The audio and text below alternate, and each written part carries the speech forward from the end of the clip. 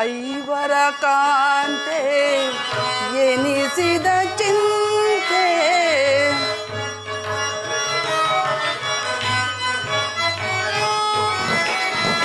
ಐವರ ಕಾಂತೆ ಎನಿಸಿದ ಚಿಂತೆ ತಳೆದು ಪರಿಭವ ಸವೆಸಿದೆ ಜೀವ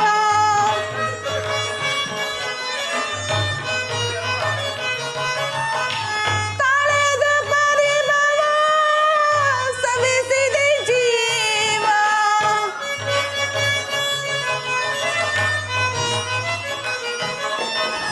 ತಳೆದ ಪರಿಭವ ಸವೆಸಿದೆ ಜೀವ ಸರ್ವೇಶ ಕೊಡು ಚಿರ ವಿಭವ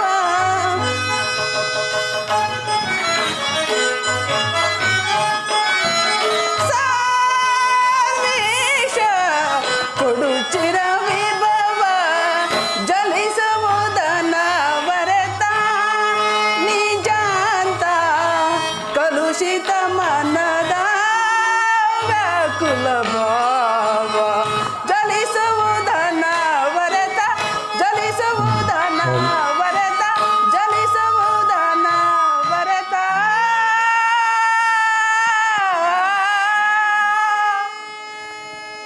ಹೇ ವಾಸುದೇವ ದೀನ ದಯಾನಿಧಿ, ನಿನ್ನ ಹೊರತಾಗಿ ಬೇರೆ ಗತಿ ಯಾರು? ಆತ್ಮೀಯ ಸಜ್ಜನರಿಂದ ಪರಿತ್ಯಜಿಸಲ್ಪಟ್ಟೆನು. ನನ್ನ ಪತಿಗಳು ನನ್ನನ್ನು ಭೋಗ ವಸ್ತುವಿನಂತೆ ಪಣವಾಗಿಟ್ಟು ಸೋತರು.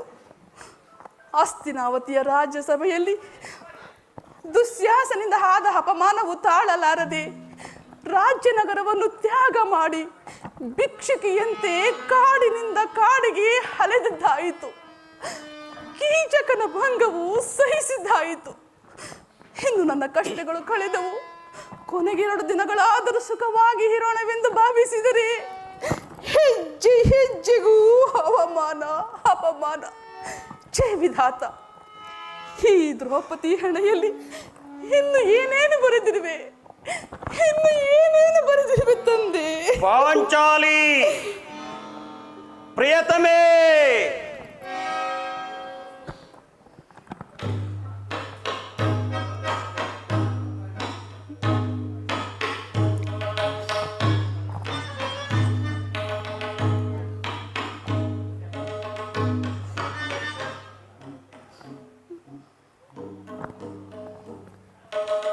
ಪಾಂಚಾಲಿ ಪ್ರಿಯತಮೆ, ಇವಳೇಕೆ ಈ ರೀತಿ ಚಿಂತಾಮಗ್ನಳಾಗಿರುವಳು?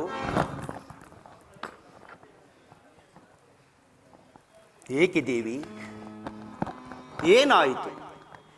ಏಕೆ ನಿಷ್ಕಾರಣವಾಗಿ ಅಳುತ್ತಿರುವೆ ದೇವಿ? ನಾನು ನಿಷ್ಕಾರಣವಾಗಿ ಅಳುತ್ತಿಲ್ಲ. ಈ ದ್ರೌಪದಿ ಅಳುವಿಗೆ ಒಂದಲ್ಲ 10 ಕಾರಣಗಳಿವೆ. ನೀವು ಪುರುಷರು, ನಿಮಗೆ ಯಾರಾದರೂ ಅಪಮಾನ ಮಾಡಿದರೆ ಅದರ ಪ್ರತೀಕಾರವನ್ನು ತೀರಿಸಿಕೊಳ್ಳುವಿರಿ. ಆದರೆ ಸ್ತ್ರೀಯರ ವಿಚಾರ ಹಾಗಲ್ಲ. ಅನ್ನ ವಸ್ತ್ರಾದಿಗಳಿಗಾಗಿ ಅನ್ಯರನ್ನು ಆಶ್ರಯಿಸಬೇಕು.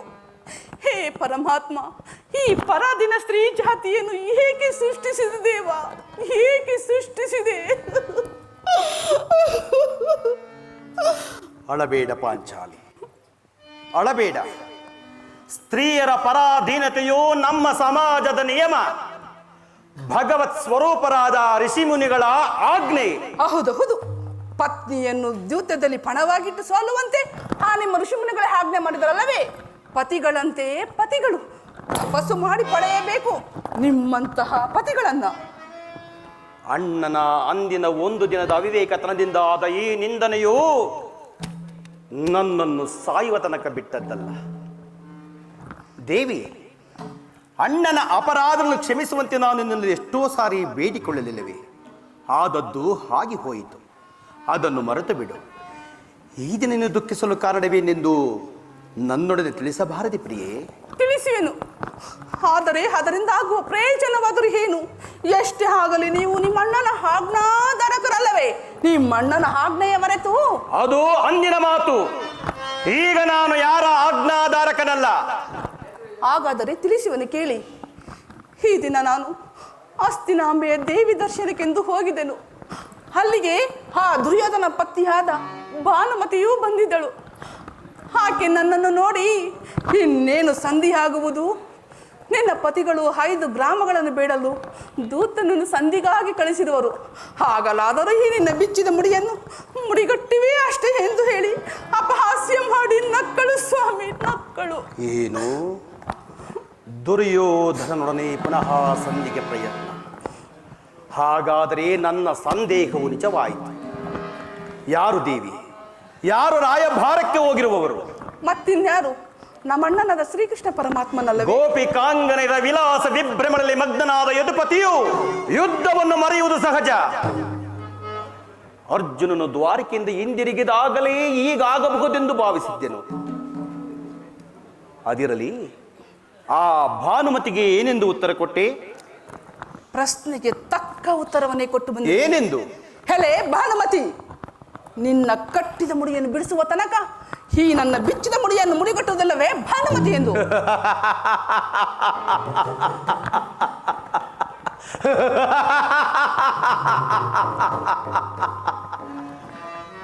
ಬಾಪು ಪಾಂಚಾಲಿ, ಬಾಪು, ಚಮತ್ಕಾರವಾದ ಉತ್ತರ. ನೀನು ನಮ್ಮ ಸಂಗಡ ಕದನವಾಡುವುದರಲ್ಲಿಯೇ ನಿನ್ನ ಚತುರತೆಯನ್ನು ಮುಗಿಸಿದ್ದೆ ಎಂದು ಭಾವಿಸಿದ್ದೆನು. ಸ್ವಾಮಿ, ದೇವಿ, ಪ್ರಾಣೇಶ್ವರ, ಪ್ರಾಣಕಾಂತಿ, ಸ್ವಾಮಿ, ದೇವಿ, ನೆನಪಿದೆಯೇ?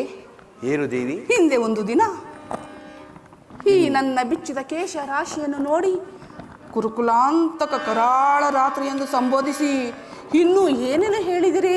ಪುರಾ ನನ್ನ ಬಾಯಿಂದ ಪ್ರತಿಜ್ಞಾ ವಾಕ್ಯಗಳನ್ನು ಕೇಳಲು ಅಪೇಕ್ಷಿಸುವೆಯಾ ಪಾಂಚಾಲಿ? ಮಾಡಿದ ಪ್ರತಿಜ್ಞೆಯನ್ನು ಮರೆಯುವಂತಹ ಹೇಡಿಯಲ್ಲ ಈ ಭೀಮ. ಹೇಳೋದು ಮಾತ್ರವಲ್ಲ, ನುಡಿದಂತೆ ನಡೆಯಬೇಕೆಂಬುದೇ ನನ್ನ ಇಚ್ಛೆ. ನಾನು ಇಚ್ಛಿಸಿದ್ರೆ ಏನಾಯಿತು? ಎಷ್ಟೇ ಆಗಲು ನೀವು ನಿಮ್ಮ ಅಣ್ಣನ ಆಜ್ಞಾಧಾರಕರಲ್ಲವೇ? ನನ್ನನ್ನು ಕೇಳಿಸಬೇಡ ಪಾಂಚಾಲಿ. ಈಗ ನಾನು ಯಾರ ಆಜ್ಞಾಧಾರಕನಲ್ಲ. ಶಾಂತಿಯನ್ನು ಬಯಸುವವರು ಸಂಧಿಯ ಪ್ರಸ್ತಾಪದಲ್ಲಿ ತೊಡಗಲಿ. ನಾನು ಯುದ್ಧವನ್ನು ಬಹು ಆತುರದಿಂದ ನಿರೀಕ್ಷಿಸುತ್ತಿರುವೆನು. ಧರ್ಮ ಪಾರಾಯಣನಾದ ಯುಧಿಷ್ಠಿರನು ದುರ್ಯೋಧನನ ಅನಂತ ಅಪರಾಧಗಳನ್ನು ಕ್ಷಮಿಸಬಹುದು, ಆದರೆ ನಾನು ಮಾತ್ರ ಕ್ಷಮಿಸುವುದಿಲ್ಲ ದೇವಿ, ಕ್ಷಮಿಸುವುದಿಲ್ಲ. ಧಿಕ್ಕರಿಸುವರ ಸೊಟ್ಟ ಕಡಿಗಿಸದೆ ಬಿಡುವೆನೆ ನಾಂ, ಧಿಕ್ಕರಿಸುವರ ಸೊಟ್ಟ ಕಡಿಗಿಸದೆ ಬಿಡುವೆನೆ ನಾಂ. ದುರಾಂಕಾರಿಗಳ ದರ್ಪವ ಭೂಮಿಗೆ ತುಳಿಯುವೆ ನಾಂ, ದುರಾಂಕಾರಿಗಳ ದರ್ಪವ ಭೂಮಿಗೆ ತುಳಿಯುವೆ ನಾಂ. ದುರಾಗ್ರದೊಳೆಂಬ ಶೌರ್ಯವನರಿಯದೆ, ದುರಾಗ್ರದೊಳೆಂಬ ಶೌರ್ಯವನರಿಯದೆ ಧಿಕ್ಕರಿಸುವರ ಸೊಟ್ಟ ಕಡಿಗಿಸದೆ ಬಿಡುವೆನೆ ನಾಂ. ದರೆಯೊಳು ಕುಂತಿ ಕುಮಾರರ ಧರ್ಮವ ಅರಿಯದೆ ಚರಿದವರಾರಾದರೂ ಸರಿ, ದರೆಯೊಳು ಕುಂತಿ ಕುಮಾರರ ಧರ್ಮವ ಅರಿಯದೆ ಚರಿದವರಾರಾದರೂ ಸಿಗಿದವರ ಹೃದಯದ ಬಿಸಿ ರಕ್ತ ಹೊರತೆಗೆದ್ದು, ಸಿಗಿದವರ ಹೃದಯದ ಬಿಸಿ ರಕ್ತ ಹೊರತೆಗೆದ್ದು ನರಿನಾಯಿ ಎದ್ದುಗಳಿಗಾನಂದ ಪಡಿಸುವೆ,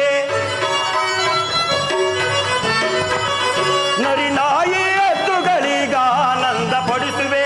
ಘೋರ್ದಂಡ ಪಾಂಡು ಕುಮಾರರ ನಿಂದಿಸಿ, ಘೋರ್ದಂಡ ಪಾಂಡು ಕುಮಾರರ ನಿಂದಿಸಿ, ನಿಂದಿಸಿ ನಿಂದಿಸಿದ ಆ ಕಳ ಕೌರವರು ಧಿಕ್ಕರಿಸುವರ ಸೊಟ್ಟ ಅಡಗಿಸದೆ ಬಿಡುವೆನೆ ನಾಂ, ಧಿಕ್ಕರಿಸುವರ ಸೊಟ್ಟ ಅಡಗಿಸದೆ ಬಿಡುವೆನೆ ನಾಂ. ದುರಾಂಕಾರಿಗಳ ದರ್ಪವ ಭೂಮಿಗೆ ತುಳಿಯುವೆ ನಾಂ, ದುರಾಂಕಾರಿಗಳ ದರ್ಪವ ಭೂಮಿಗೆ ತುಳಿಯುವೆ ನಾಂ. ದುರಾಗ್ರದೊಳೆಂಬ ಶೌರ್ಯವನರಿಯದೆ, ದುರಾಗ್ರದೊಳೆಂಬ ಶೌರ್ಯವನರಿಯದೆ ಧಿಕ್ಕರಿಸುವರ ಸೊಟ್ಟ ಅಡಗಿಸದೆ ಬಿಡುವೆನೆ ನಾಂ. ನೋಡುವಣ್ಣ, ಆದರೆ ಭೀಮಸೇನನು ಸಂಧಿಯ ಪ್ರಸ್ತಾಪವನ್ನು ತಿಳಿದು ಮದಿಸಿದ ಐರಾವತಂತೆ ಚಿಂತಿಸುತ್ತಿದ್ದಾನೆ. ಈ ಸಾರಿ ಆತನನ್ನು ಸಮಾಧಾನಪಡಿಸಲು ನಿನ್ನ ಹೊರತು ಮತ್ತಾರು ಶಕ್ತರಲ್ಲ. ಭೀಮಸೇನನ ಕೋಪಕ್ಕೆ ದ್ರೌಪದಿಯೇ ಮೂಲ ಕಾರಣದಿಂದ ತೋರುವುದು. ಶ್ರೀಕೃಷ್ಣ ಪರಮಾತ್ಮನು ಹೇಳುತ್ತಿದ್ದನು, ಜಗತ್ತಿನ ಸುಖ ದುಃಖಗಳಿಗೆಲ್ಲ ಸ್ತ್ರೀಯರೇ ಮೂಲ ಕಾರಣರೆಂದು. ಅರ್ಜುನ, ಆ ಕೌರವರೊಡನೆ ಯುದ್ಧ ಮಾಡುವುದಕ್ಕಿಂತ ಈ ನನ್ನ ಸಹೋದರನ ಕೋಪವನ್ನು ಸಮಾಧಾನಪಡಿಸುವುದು ನನಗೂ ಒಂದೊಂದು ಸಾರಿ ದುಸ್ಸಾಧ್ಯವೆನಿಸಿದೆ. ಸಹೋದರ ಭೀಮಸೇನ, ನನ್ನಲ್ಲಿಯೂ ಕೋಪವೇನು ಜಾ? ಪಾಂಚಾಲಿ, ಸಮಾಚಾರವೇನು? ಅಣ್ಣನೇಕೆ ಸಿಟ್ಟಾಗಿರುವನು? ಏಕೆ ಈ ನನ್ನ ಬಿಚ್ಚಿದ ಬಿರುಗೂದಲು ನಿಮ್ಮ ಪ್ರಶ್ನೆಗೆ ಉತ್ತರ ಕೊಡುತ್ತಿಲ್ಲವೇನು? ಅಗ್ರಜ, ಸಮಯಕ್ಕೆ ಸರಿಯಾಗಿಯೇ ಬಂದೆ. ನನಗೆ ಯಾರಲ್ಲಿಯೂ ಕೋಪವಿಲ್ಲ. ಅರ್ಜುನನ ಸಮ್ಮುಖದಲ್ಲಿ ನಿನಗೊಂದು ಮಾತನ್ನು ತಿಳಿಸಬೇಕೆಂದಿದ್ದೆನು. ಅದನ್ನು ನಿಮ್ಮಿಬ್ಬರ ಸಮ್ಮುಖದಲ್ಲಿ ಈಗಲೇ ಹೇಳುವೆನು. ಈ ಸಂಧಿಯ ಸುದ್ದಿಯು ನಿಮಗೆ ಉಚಿತವಾಗಿ ಕಾಣಬಹುದು. ಅದಕ್ಕೆ ಅರ್ಜುನನು ಅನುಮೋದಿಸಬಹುದು, ನಕುಲ ಸಹದೇವರು ಸುಮ್ಮನಿರಬಹುದು. ಆದರೆ ಈ ದಾಸ್ಯ ವೃತ್ತಿಯನ್ನು ನಾನು ಪಾಂಡವರ ಕಳಂಕವೆಂದೇ ಭಾವಿಸಿರುವೆನು. ದರಿದ್ರ ಭಿಕ್ಷಕರಂತೆ ಕಂಡವರ ಮನೆಯ ಬಾಗಿಲಲ್ಲಿ ನಿಂತು ಸಂಧಿ ಯಾಚನೆ ಮಾಡಲು ಪಾಂಡು ರಾಜೇಂದ್ರನು ನಮ್ಮನ್ನು ಪುತ್ರರನ್ನಾಗಿ ಪಡೆಯಲಿಲ್ಲ. ಈ ಅಪಮಾನವು ನಿಮಗೆ ಸಖ್ಯವಾಗಿರಬಹುದು, ಆದರೆ ಇನ್ನೊಂದು ಗಳಿಗೆಯು ನಾನು ಸಹಿಸತಕ್ಕವನಲ್ಲ. ಯುದ್ಧಕ್ಕಾಗಿ ನಿನ್ನ ಅನುಮತಿಯನ್ನಾಗಲಿ ಅರ್ಜುನನ ಸಹಾಯವನ್ನಾಗಲಿ ನಾನು ಅಪೇಕ್ಷಿಸುವುದಿಲ್ಲ. ನಾನು ಮತ್ತು ಈ ನನ್ನ ಗದೆ ಇವೆರಡೇ ಕುರುಕುಲವನ್ನು ಸಮೂಲವಾಗಿ ನಾಶ ಮಾಡಬಲ್ಲವು. ನೀವು ನಿಶ್ಚಿಂತರಾಗಿ ಸಂಧಿಯ ಪ್ರಸ್ತಾಪವನ್ನು ಮಾಡುತ್ತೀರಿ. ನನಗೆ ತೋರಿದ್ದನ್ನು ನಾನು ಮಾಡುವೆನು. ಮುನಿಸೇತಗೆ ನಿನಗೆ ಪರೇ ಘನಗುಣ ನಿಧಿ ಭೀಮಸೇನ ಹನುಜಾತನೆ ಸೈರಿಪುತು ಮನ ಸೈರಿಸಿ ಶಾಂತನಾಗೋ ಭೀಮಾ ಭೀಮಾ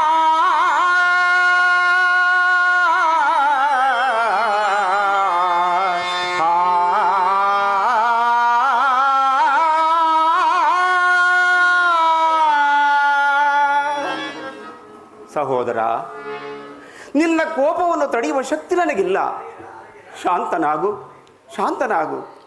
ಅಣ್ಣ, ಕೋಪ ಮಾಡಬೇಡ ಅಣ್ಣ. ಯುಧಿಷ್ಠರನು ನಮಗೆ ಹಿರಿಯನು.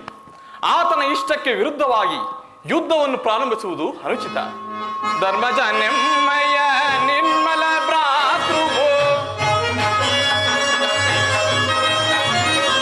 ಧರ್ಮಜ ನೆಮ್ಮಯ ನಿರ್ಮಲ ಭ್ರಾತೃವೋ, ಮೀರುವುದನುಚಿತ ಪರೀಕ್ಷಿಸದೆ ನುಡಿಯ, ಮೀರುವುದನುಚಿತ ಪರೀಕ್ಷಿಸದೆ ನುಡಿಯ, ಸಹಿಪುದು ಮನದನು ತಾಪವ ತರುಣಿ, ಸಹಿಪುದು ಮನದನು ತಾಪವ ತರುಣಿ, ಧರ್ಮದಿಂದ ಘನ ಕಾರ್ಯ ಸಾಧಿಸೋ ಕೋಮಲ ಹೃದಯನು ಕೊರಗಲು ಸರಿಯೇ,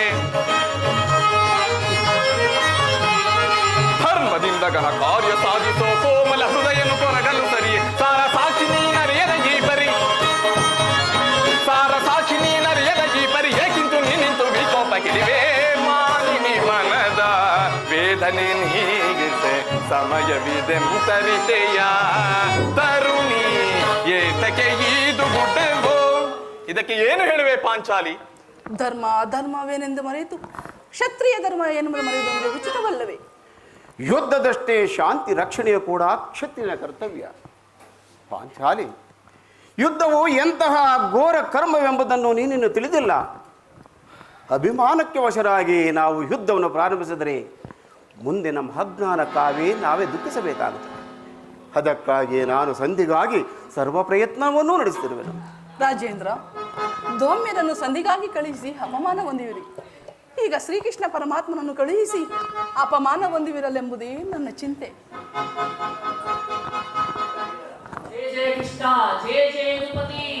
ಅರ್ಜುನ, ಅಣ್ಣ, ನಾನಿನ್ನು ಹೋಗುವೆನು. ಈ ಸಂಧಿಯ ಫಲಗಳನ್ನು ಕೇಳುವುದರಿಂದ ನನಗೆ ಯಾವ ಪ್ರಯೋಜನವೂ ಇಲ್ಲ. ಸಹೋದರರೇ, ನಿಮ್ಮ ಅಪೌರುಷವರ್ತನೆ ಪುರಸ್ಕಾರ ನಿಮಗೆ ಇರಲಿ. ಪ್ರತಿಜ್ಞೆ ಸ್ವಾತಂತ್ರ್ಯ ಮಾತ್ರ ನನಗಿರಲಿ. ಪ್ರಾಣೇಶ್ವರ, ಸ್ವಲ್ಪ ತಡೆಯಿರಿ. ಅದೋ ಯದುಪತಿಯು ನಸು ನಗುತ್ತಾ ಹಿತ್ತಲೇ ಬರುತ್ತಿರುವರು. ರಾಜ್ಯಸಭೆಯ ವಿಚಾರಗಳನ್ನು ಕೇಳಿ ನಂತರ ಹೊರಡಿರಂತೆ. ತಂಗಿ,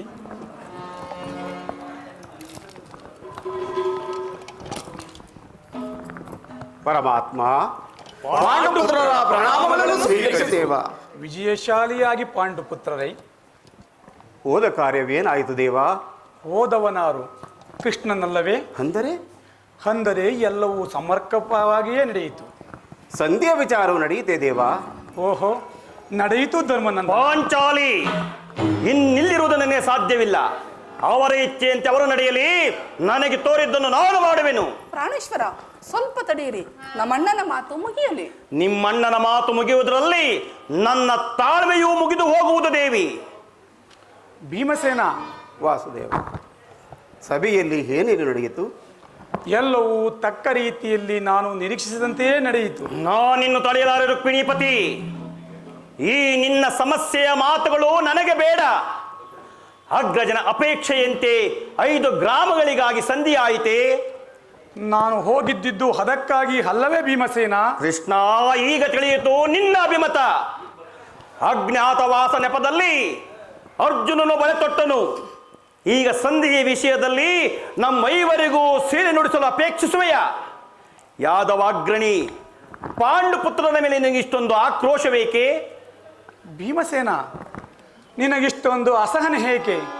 ಸಮಾಧಾನವನ್ನು ತಂದುಕೊಂಡು ನನ್ನ ಮಾತನ್ನು ಸಂಪೂರ್ಣವಾಗಿ ಕೇಳು. ಇದು ನಿನಗೆ ಹೆಚ್ಚಿಗೆ ಸಂಬಂಧಪಟ್ಟ ವಿಷಯವಿರುವುದು. ಸ್ವಾಭಿಮಾನ್ಯ ಶೂನ್ಯವಾದ ಸಂಧಾನದೊಡನೆ ಈ ಭೀಮನಿಗೆಂತಹ ಸಂಬಂಧ ಇರುವುದು? ಅತ್ಯಂತ ನಿಕಟ ಸಂಬಂಧವಿರುವುದು.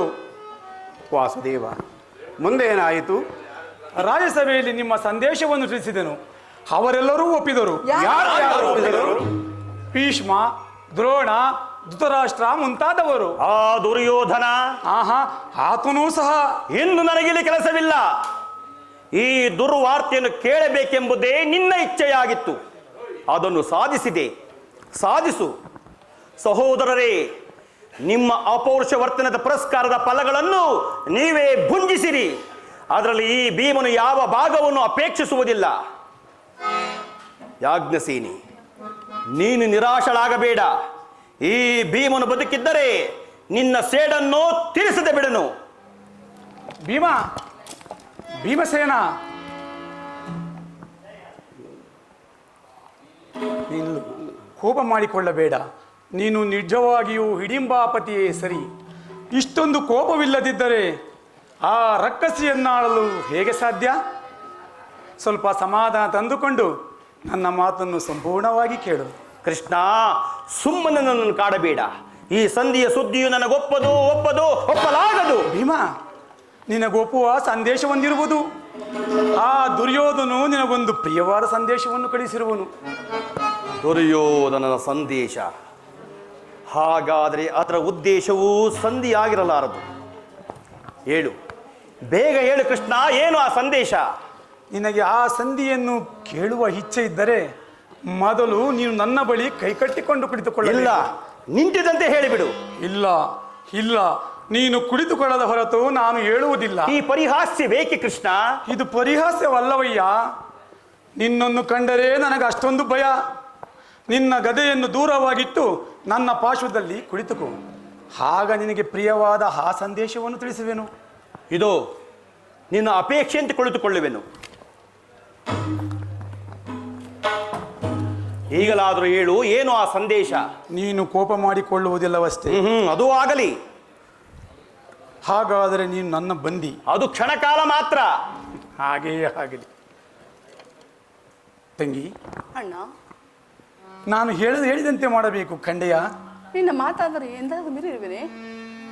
ಹಾಗಾದರೆ ತೆಗೆದುಕೋ ಈ ಹಗ್ಗವನ್ನು. ಇದೊಂದು ಕಡೆ ನನಗೆ ಪುರಸ್ಕಾರ ರೂಪವಾಗಿ ದೊರೆಯಿತು. ಇದರಿಂದ ನಿನ್ನ ಪತಿಯ ಕರಗಳನ್ನು ಬಂಧಿಸು. ಇದೇನು ಪರಿಹಾಸವೇ ಅಣ್ಣ? ಇದು ಪರಿಹಾಸ್ಯವಲ್ಲ ತಂಗಿ. ಶತ್ರುಗಳ ಹೆಡೆಮುಡಿಯನ್ನು ಬಿಡಿಸುವುದರಲ್ಲಿ ನೀನು ಮಹಾಪಂಡಿತೆಯಂತೆ. ಅದರಂತೆ ನಿನ್ನ ಪತಿಯ ಕರಗಳನ್ನು ಬಂಧಿಸಲು ಬರುವುದೋ ಇಲ್ಲವೋ ನೋಡೋಣ. ಭೀಮ, ನಿನಗೆ ಆ ಸಂಧಿಯನ್ನು ಕೇಳುವ ಇಚ್ಛೆ ಇದ್ದರೆ ದೇವಿ, ಕೃಷ್ಣನು ಹೇಳಿದಂತೆ ನನ್ನ ಕರಗಳನ್ನು ಬಂಧಿಸು.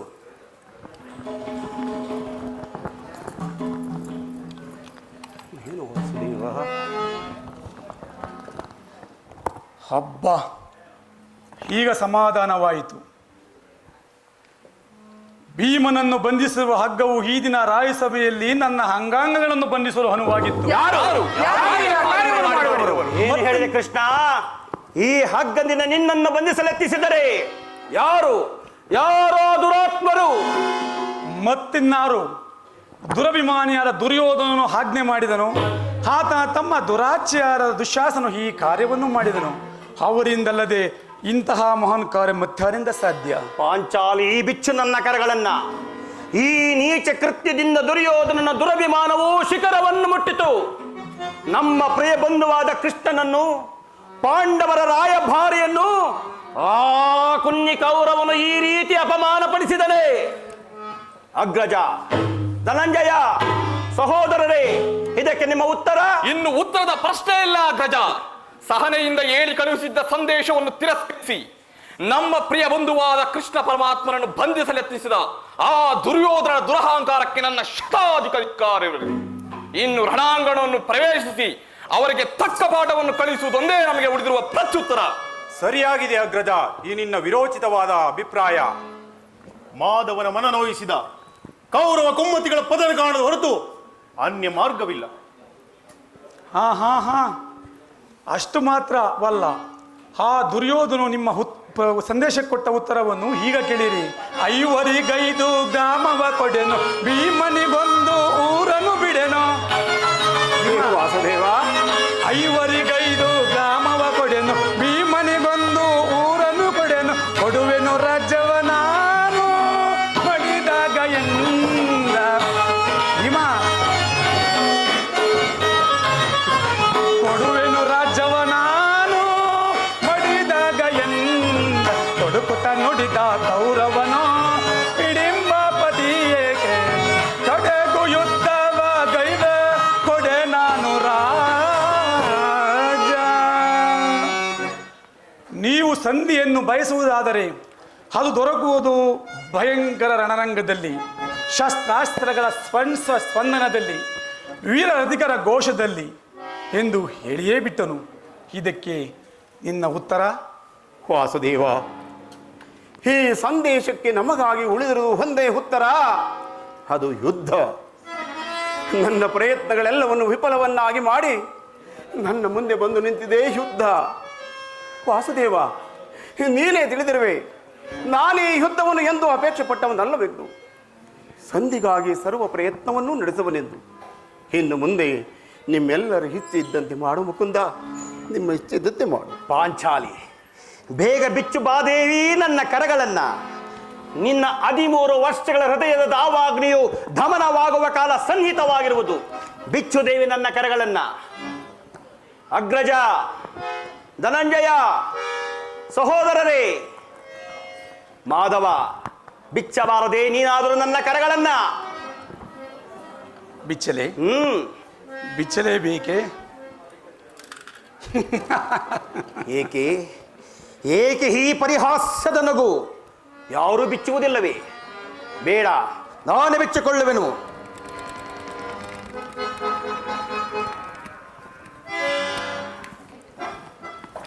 ಇಂದು ಈ ಭೀಮನ ಕ್ರೋಧವೆಂಬ ಜ್ವಾಲೆಯು ಆ ಕೌರವ ಕುನ್ನಿಗಳ ಪಾಲಿಗೆ ಪ್ರಳಯಾಗ್ನಿಯಂತೆರಗಿ ಕುರು ಮಹಾಸಮರಾಂಗಣವನ್ನು ಘೋರ ಸ್ಮಶಾನವಾಗಿಸುವುದು ಶತಸಿದ್ಧ.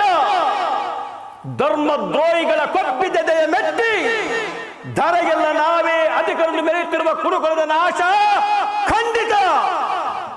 ಅಂದು ದುರ್ಯೋಧನನ ವಡ್ಡೋಲಗದಲ್ಲಿ ನಮ್ಮ ದುರ್ದೈವವು ಕ್ರೌರ್ಯದ ಪರಮಾವಧಿಯನ್ನು ಮುಟ್ಟಿದಾಗ ದುಷ್ಟ ದುಸ್ಯಾಸನದಿಂದ ಅಪಮಾನಿತಳಾಗಿ ಕಣ್ಣೀರಿಡುತ್ತ ಮುಕ್ತ ಕೇಶರಾಶಿಯಾಗಿ ನಿಂತಿದ್ದ ಈ ದೃಪದ ರಾಜನಂದಿನಿಯ ಸಮ್ಮುಖದಲ್ಲಿ ಅಂದು ಪ್ರತಿಜ್ಞೆ ಮಾಡಿದ್ದನು.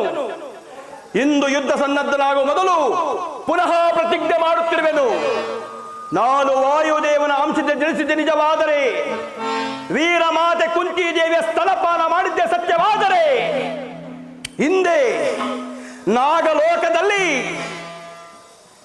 ಸಪ್ತ ಕುಂಡಗಳು ವಿಷಪಾಸನ ಮಾಡಿದಾಗ ನಾಗದೇವನು ಇತ್ತ ವರದಂತೆ ಸಪ್ತ ಸಹಸ್ರ ಗಜಬಲವುಳ್ಳ ಈ ಭೀಮನ ಪಂಥ ಈಡೇರುವುದಂತೂ ಇದೇ ಭೀಮ ಪ್ರತಿಜ್ಞೆ.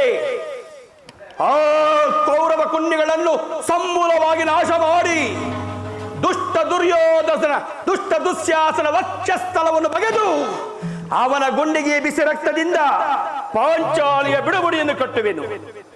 ನಂತರ ಆ ದರ್ಪಿತ ದುರ್ಯೋಧನ ತೊಡೆಯನ್ನು ಈ ನನ್ನ ಘನಗದಾ ದಂಡದಿಂದ ಮುರಿದು ಅವನ ರಾಜ ಕಿರೀಟವನ್ನ ನನ್ನ ಎಡಗಾಲಿನಿಂದ ಹೊದ್ದು ಹೊದ್ದು ಪುಡಿ ಪುಡಿ ಮಾಡದೆ ಹೋದರೆ ನನಗೆ ಅತಿ ಭಯಂಕರವಾದ ನರಕವೇ ಪ್ರಾಪ್ತವಾಗಲಿ.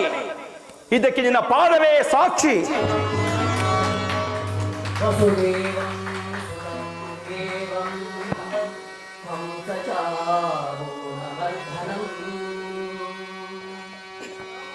वसुदेवं सुतं देवं तं सचारूणमर्दनं देवकी परमानन्दं कृष्णं वन्दे जगद्गुरुम्